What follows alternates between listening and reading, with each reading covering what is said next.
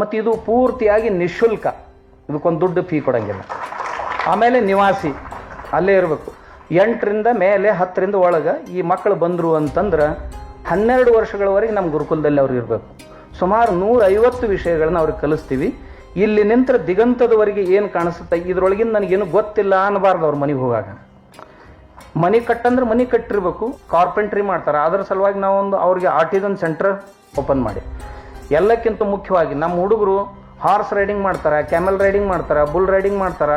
ಹೊಲದೊಳಗೆ ಈಗ ತಮಗೆ ಬೇಕಾದದ್ದನ್ನೆಲ್ಲ ತಾವೇ ಬೆಳ್ಕೊಳ್ತಾರೆ. ತರಕಾರಿಯನ್ನು, ಅದು ವೈದಿಕ ಗಣಿತ ಕಲಿಸ್ತೀವಿ ನಾವು, ಲೀಲಾವತಿಯನ್ನು ಕಲಿಸ್ತೀವಿ. ಅದಕ್ಕಿಂತ ಮುಂಚೆ ಅಂಗಗಣಿತಂ ಕಲಿಸ್ತೀವಿ. ದೇಶದ ನೈಜ ಇತಿಹಾಸವನ್ನು ಮಕ್ಕಳಿಗೆ ಕಲಿಸ್ತೀವಿ. ಇದ್ರ ಜೊತೆಗೆ ವಿಜ್ಞಾನ ಅಂತೂ ಎಲ್ಲನೂ ಕಲಿಸ್ತೀವಿ. ಆಯುರ್ವೇದ ಕಲಿಸ್ತೀವಿ, ಜ್ಯೋತಿಷ್ಯ ಕಲಿಸ್ತೀವಿ ಮಕ್ಕಳಿಗೆ.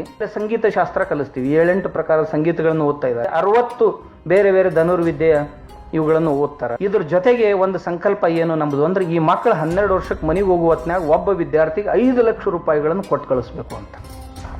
ಜಗತ್ತಿನೊಳಗಿರುವಂಥ ಎಲ್ಲ ಶಾಲೆಗಳು ರೊಕ್ಕ ತಗೊಂಡು ಶಾಲೆ ಕಲಿಸ್ತಾರೆ.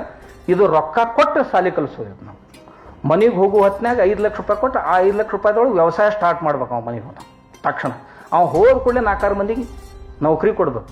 ನೌಕರಿ ಯಾರ ಕಡೆನೂ ಕೇಳಬಾರ್ದು. ಯಾಕಂದ್ರೆ ನೌಕರಿ ಕೊಡಕ್ಕೆ ಸರ್ಟಿಫಿಕೇಟ್ ಹತ್ತಂಗಿಲ್ಲ, ನೌಕರಿ ಮಾಡಕ್ಕೆ ಸರ್ಟಿಫಿಕೇಟ್ ಬೇಕಾಗತ್ತೆ. ಹಿಂಗಾಗಿ ನಾವು ಸರ್ಟಿಫಿಕೇಟ್ ಕೊಡಂಗಿಲ್ಲ.